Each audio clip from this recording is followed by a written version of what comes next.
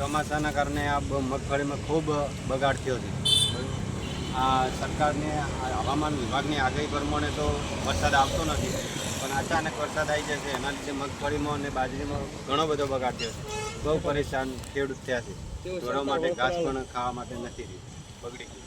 તો આજે નુકસાન થયું છે તેને લઈને સરકારને શું રજૂઆત? સરકાર વળતર આલે એવી તો માંગણી કરીએ.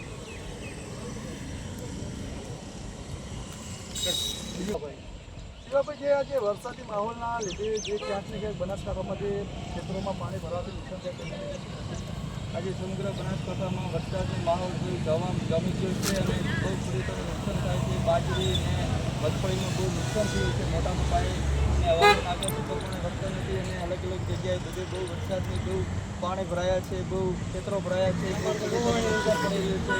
એવી સરકાર એમને અમે સરકાર આગળ આશા કરીએ છીએ કે ખેડૂતોને અંદાજે આજે જ્યાં ખેતર